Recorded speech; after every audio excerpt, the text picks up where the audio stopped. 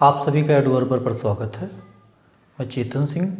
12th की physics में आज हम लोग पढ़ेंगे कॉम्बिनेशन ऑफ रेजिस्टेंस, प्रतिरोधों का संयोजन। कॉम्बिनेशन ऑफ रेजिस्टेंस बहुत ही सिंपल, बहुत ही आसान है और इस पर न्यूमेरिकल आपका आता है, ज़्यादातर प्रूफ करने के लिए भी कभी कभार आ जाता है। बहुत ही आसानी के साथ हम इनको समझ सकते हैं। जिस तरह से हम लोगों ने कॉम्बिनेशन ऑफ कैपेसिटर पढ़ा था, संधारित्रों का संयोजन, बिल्कुल उसी तरह से है, बहुत ही इजी है। आप देख सकते हैं दो क्रम में इसको भी जोड़ा जाएगा। पहला है आपका प्रतिरोधों का श्रेणी क्रम संयोजन, series combination of resistance. Series combination क्या होता है? जैसे हम रेजिस्टेंस ले लिए, मान लीजिए यहाँ 3 रेजिस्टेंस हमने लिया, R1, R2 और ये R3। पहले रेजिस्टेंस का दूसरा सिरा दूसरे रेजिस्टेंस के पहले सिरे से जुड़ा हो, ऐसे दूसरे रेजिस्टेंस का दूसरा सिरा तीसरे रेजिस्टेंस के पहले सिरे से जुड़ा हो, और तीसरे रेजिस्टेंस का दूसरा सिरा और पहले रेजिस्टेंस का पहला सिरा ये किसी बैटरी या सोर्स से जुड़ा हुआ हो। तो इस तरह का जो कॉम्बिनेशन होता है इसको हम कहते हैं श्रेणी क्रम कॉम्बिनेशन। श्रेणी क्रम कॉम्बिनेशन का सबसे मुख्य खासियत क्या है कि यहाँ धारा आपकी नियत होती है। वही I जो बैटरी से आपका निकल रहा है वही R1 में भी प्रवेश करेगा, R2 में भी प्रवेश करेगा और R3 में भी प्रवेश करेगा। इसका मतलब रेजिस्टेंस R1, R2 और R3 के लिए धारा I आपका कांस्टेंट होगा, लेकिन इनके रेजिस्टेंस के सिरों के बीच इनके प्रतिरोध भिन्न भिन्न होंगे। ये V1 होगा तो ये V2 होगा तो ये V3 होगा, ये हमने मान लिया। अब आप देखिए V वोल्टेज आपने अप्लाई की है, चालक के सिरों के बीच का प्रतिरोध क्रमशः V1, V2 और V3 है। यदि तार के इन संयोजन तारों का रेजिस्टेंस हम नगण्य लेते हैं तो V का मान V1 plus V2 plus V3 के बराबर होगा। यहाँ हम देख सकते हैं V equals to V1 plus V2 plus V3। तो ओम के नियम के अनुसार इसके लिए हम लिख सकते हैं V1 बराबर IR1, V1 बराबर IR1। इसके लिए हम लिख सकते हैं V2 बराबर IR2, V2 बराबर IR2, और यहाँ हम लिख सकते हैं V3 बराबर IR3, V3 बराबर IR3। तो इन मानों को V1, V2 और V3 के मानों को यहाँ सब्स्टिट्यूट कर दीजिए। तो V बराबर हो गया आपका, यहाँ रख दिया हमने IR1, यहाँ रखा IR2, यहाँ रखा IR3। I यहाँ से कॉमन हो गया और I से हमने डिवाइड कर दिया तो V बाई I हो गया। ये R1 plus R2 plus R3 हो गया, और V बाई I यही उस चालक का तुल्य प्रतिरोध होगा जिसको हम R से डिनोट करेंगे। और इस तरह से R इक्वल्स टू बी R1 plus R2 plus R3। यह श्रेणी क्रम में संयोजन होगा। तो श्रेणी क्रम में प्रतिरोध क्या होगा? ये अधिक होगा।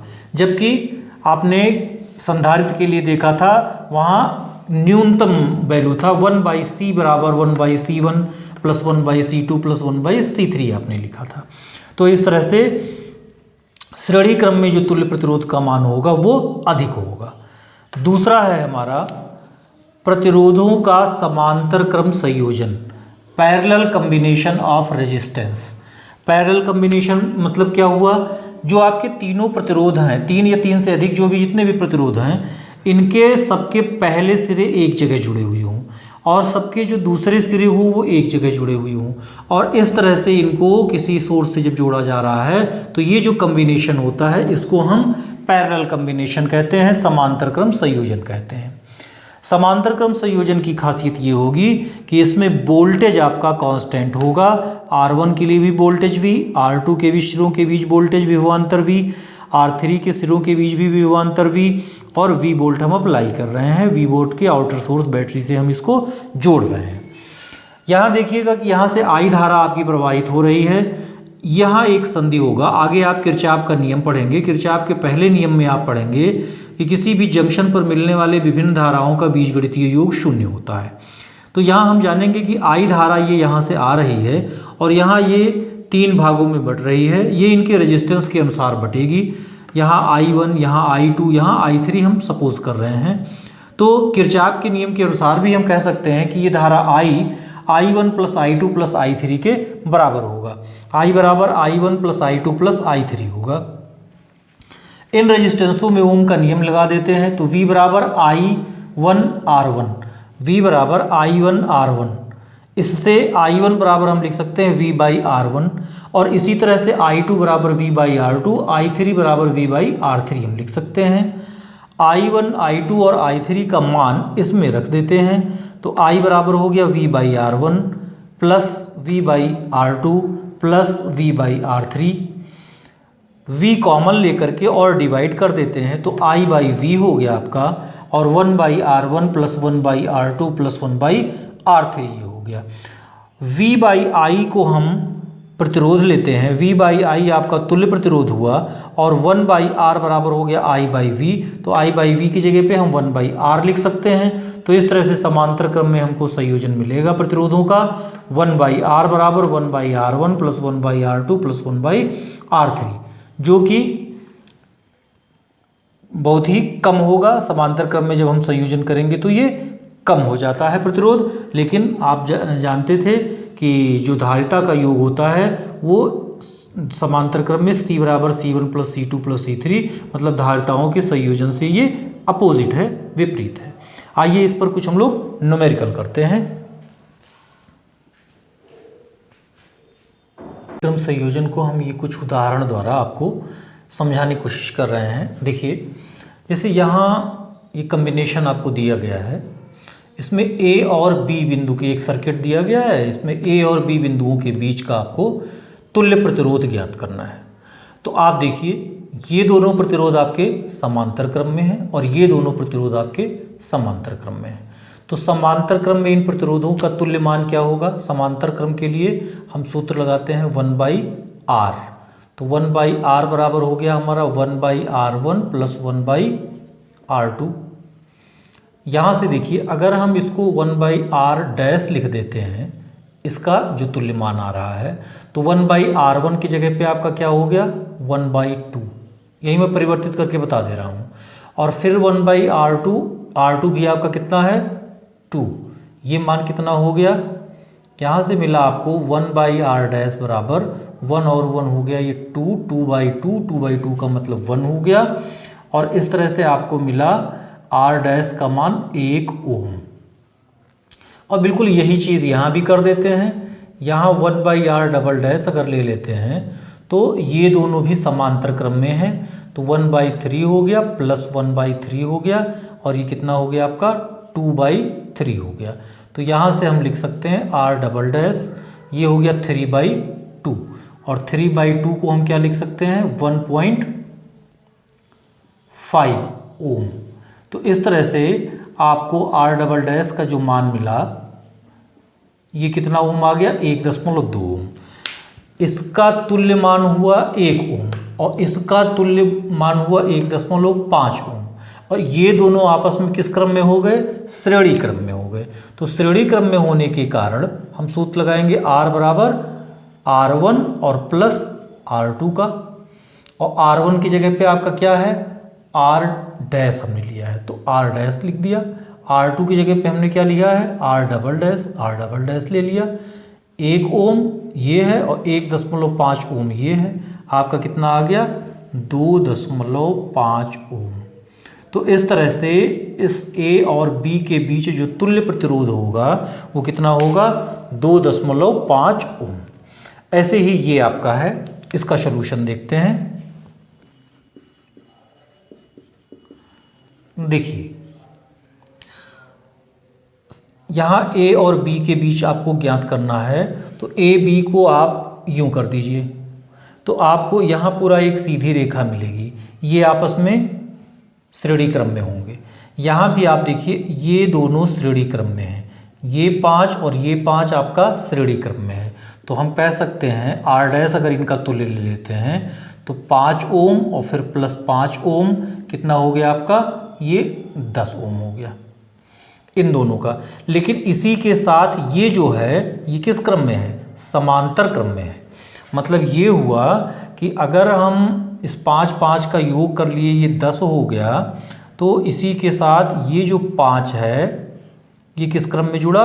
ये मान लेते हैं कि ये जो आपने डॉट से हमने कर दिया ये 10 ओम, आपने ये जोड़ा तो ये 10 ओम हो गया, और ये आपका हो गया 5 ओम। तो इसके साथ ये समांतर क्रम में है।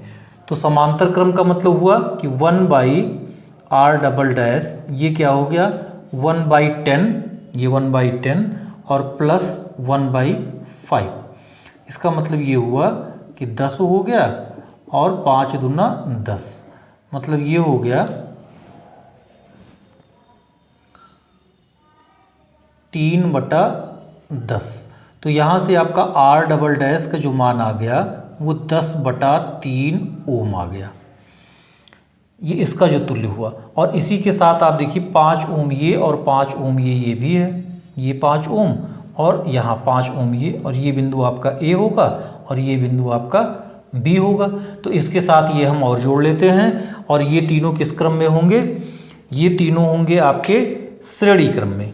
तो श्रेणी क्रम में आपका सीधे जुड़ जाएगा R = B, ये आपका 5 ओम और ये आपका 5 ओम, और ये आपका तुल्य हो गया 10/3। तो आप लिख सकते हैं 5 + 10/3 और फिर +5, कितना हो गया ये 5 5, ये आपका 10 हो गया और प्लस 10/3 हो गया, 10 × 30, 30 और 10 हो गया 40। तो 40/3 ओम, ये इसका तुल्य मान आया AB के बीच। और इसी तरह से इसका देख लेते हैं। इसमें देखिए A और B बिंदुओं के बीच आपको तुल्य मान ज्ञात करना है। तो यहाँ देखते हैं आपका ये दोनों श्रेणी क्रम में और ये 40 के साथ समांतर क्रम में। तो देखिए R' ये हो गया 20 + 20, ये कितना हो गया 40, 40 ओम हो गया। और इस 40 के साथ ये जो 40 दिया गया है इसके साथ ये समांतर क्रम में हुआ।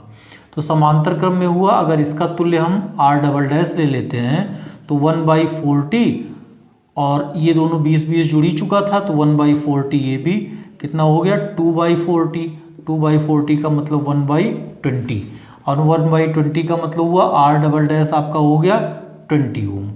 अब इतने का आपका तुल्य हो गया 20 ओम। अब यहाँ देखिए ये और ये, मतलब ये और जो इनका तुल्य आया आपका जो 20 ओम आया, ये तीनों किस क्रम में है, ये तीनों श्रेणी क्रम में है। तो R बराबर हो गया आपका 20, फिर +20, फिर +20, ये R" ले लेते हैं तो कितना हो गया ये 60 ओम। और नीचे ये जो आपका दिया गया है ये दोनों किस क्रम में है, ये भी आपके श्रेणी क्रम में है, 10 ओम और 10 ओम, कितने हो गए ये 20 ओम। लेकिन A और B बिंदुओं के बीच हमको ज्ञात करना है तुल्य रेजिस्टेंस, जो कि ये आपका इसके साथ समांतर क्रम में है। ये आपका आया 60 ओम और ये आपका तुल्य आया 20 ओम, ये दोनों किस क्रम में हुए, समांतर क्रम में। तो 1/r बराबर हो गया 1/r ये ट्रिपल डैश का मान और प्लस 1/r ये 4 का मान। ये मान हम रख दें कितना 1/60 और प्लस 1/20, कितना हो गया एलसीएम हो गया हमारा 60, 1 हो गया और 20 × 60 हो गया, कितना हो गया 1/r का मान 4/60, तो 4 से 15 हो गया, r का मान कितना आ गया 15 ओम। तो इस तरह से हम बहुत आसानी के साथ ये क्लियर कर लें पहले सर्किट में कि कौन सा समांतर क्रम में है, कौन सा श्रेणी क्रम में है, किन बिंदुओं के बीच हमको तुल्य प्रतिरोध का मान ज्ञात करना है। तो इस तरह से हम प्रतिरोध का मान उन बिंदुओं के बीच तुल्य मान कितना होगा ये हम ज्ञात कर सकते हैं। इस पे आप और भी न्यूमेरिकल्स करिएगा प्रतिरोधों पर। और आगे हम आपको कार्बन कोड, वर्ण कोड ये आपको बताएंगे, उसका प्रतिरोध किस तरह से हम जानते हैं ये सीखेंगे।